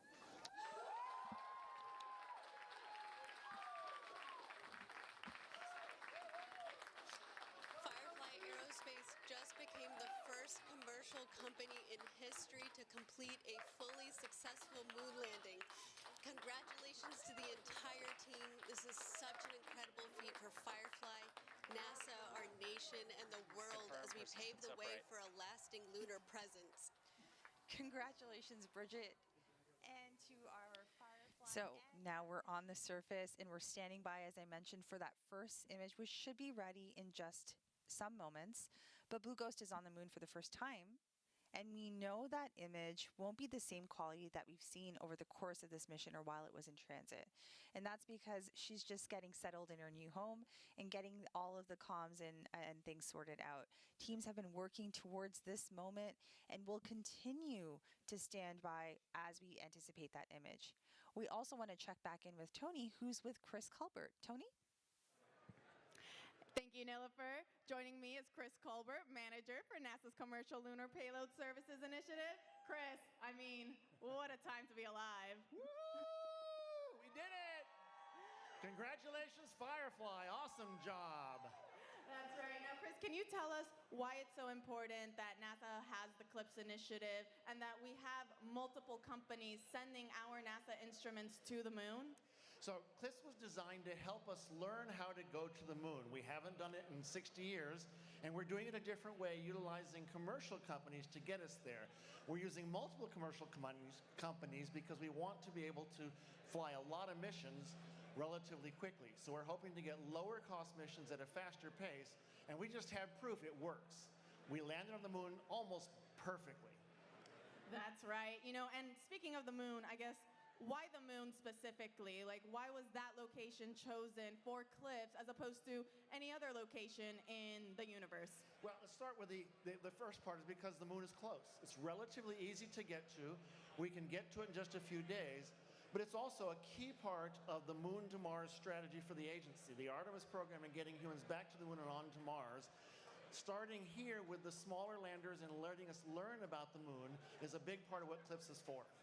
You know, on that note, do you think then that CLIPS could one day expand to cover other destinations like Mars? Well, what I think we're seeing here is that commercial companies are very successful. So we want to take advantage of those capabilities and the growing industrial base in the United States and the American companies, what they bring to the table to allow us to broaden our exploration. It's a key part of the Artemis strategy is to take advantage of commercial companies. And as we just proved tonight, they can do it. They can do it really well. That's right. You know, now that we have another commercial company on the moon, how does it feel to see this initiative underway and producing results? It's astounding. This is amazing. I can't say enough good words about the Firefly team. They did just such amazing work all the way through, and that was kind of a picture-perfect landing. Everything worked beautifully all the way through this mission. They knew what they were doing. They solved every problem that came in front of them. This is just an amazing feeling. It demonstrates that what NASA started with 5 years ago can work, that we can utilize these commercial companies at a fraction of our normal cost, and we can get to the moon. We've got another landing coming up in just 5 more days, and 6 more planned over the next 3 years. So we've got a lot of moons coming, and this works. That's right. I mean, you just mentioned we have another moon landing coming up very shortly. Can you tell us a little bit more about those future CLIPS flights, what we can look forward to and when? Sure. So part of what we're doing here, Nikki Fox mentioned it earlier, we're helping learn more about the moon to prepare us for taking humans back. So we're flying an increasingly complex series of instruments to the moon and demonstrations of technology to help advance our capability prior to taking the humans there, to make it safer and more productive when they do get there. We'll see those missions scattered out fairly consistently over the next 3 to 4 years as our instruments are matured and put together, and we take advantage of what we learned from these early missions. You've heard a lot today about the instruments on this mission. We'll learn from those instruments and make adjustments to the instruments we fly in the future. And you'll see those spread out over the next 2 to 3 years so that by the time we take humans back, we know a lot about the moon. That's cool. I'm very much looking forward to that. I mean, Chris, you know, thank you so much again for joining us here. Now, we'll send it back to our hostess, to Nilofer and Bridget. Thank you both, and thank you, Chris, for guiding the entire CLIPS team since day one. I know it's an accomplishment, and I know that I am not alone as I express gratitude for your guidance and support over the years. We are all so grateful for you. Now, we do have something exciting that we've all been waiting for. Do you want to tease the audience a little bit more, or what do you think? We have that lunar image ready. Do we? Let's go ahead and share that with the team here. All right, you're seeing it here first. Look at that view. I'm feeling a little bit emotional, and I'm feeling over the moon. Now, when I look up at the moon from down here, I will always remember this exact moment and the fact that Blue Ghost Mission 1 is in the northeast region in Mare Crisium. What an incredible sight. Bridget, can you tell us what we're looking at right now? Yeah, so this will be one of those cameras on the lunar lander. We're looking at that lunar surface, so you can see the various features of that regolith, the craters, some rocks, and that vision navigation system did such a phenomenal job finding what looks like a relatively flat surface for us to land on. And then obviously you can see some portion of our lander in that image as well. Now, this is that low-quality image we anticipated, but Firefly expects to share more imagery and insights at the upcoming news briefing. That's right. We'll get that X-band imagery, and then we'll actually also be able to get that video from landing. Now, before we get ready to wrap, what else is next for Firefly, Bridget? In the coming weeks, Firefly is scheduled to launch Lockheed Martin's LM-400 satellite on our next Alpha rocket. The Firefly team is also gearing up for our next mission to the moon in 2026. And that mission is part of another NASA CLIPS task order. But this time we're going to utilize a 2-stage spacecraft configuration with Firefly's Blue Ghost lander with a stacked Elytra orbital vehicle to support operations in lunar orbit and on the far side of that moon. To learn more about the rest of Firefly's upcoming missions, you guys can always check out fireflyspace.com/missions. And I know NASA has a lot coming down the pipeline too. What do y'all have in store for us? We do. We are busy. So, CLIPS continues to be an example of how NASA is enabling commercial services at the moon to support long term lunar exploration. We have more CLIPS deliveries that are planned through 2028, and the next CLIPS lunar landing is coming up. Intuitive Machines' IM-2 mission is just days away to landing on the moon on March 6th at Mons Mouton, which is near the moon's south pole, which you can follow on all of our NASA channels. On top of the next moon landing, we also have a launch. We're launching 2 new NASA science missions together in the coming days. NASA's newest space telescope, SpaceX, and its rideshare Punch will lift off from Vandenberg Space Force Base in California. Now, then after that, we do have the launch of Crew 10 to the International Space Station, which is targeting no earlier than March 12th, as well as the return of Crew 9 shortly after.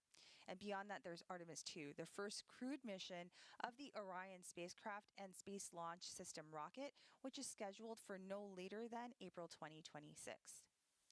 Bridget, it's been a privilege to sit next to you as we go through this historic moment, and we are looking forward to that all-important data that Blue Ghost will gather from the lunar surface. So thank you so much for joining us for this joint moon landing coverage of Firefly's Blue Ghost Mission 1, which delivered 10 NASA instruments to the northeast region of the near side of the moon. And that's going to be a wrap for us tonight. We are incredibly proud of what this team has accomplished today. We want to thank you all for joining us. Be sure to tune into the joint Firefly and NASA press conference that's set to begin at 4:30 a.m. Central or 5:30 a.m. Eastern on NASA Plus and Firefly YouTube. We do plan to share our HD imagery we talked about and that descent video during that time. And we'll also provide more in-depth updates on the mission ahead.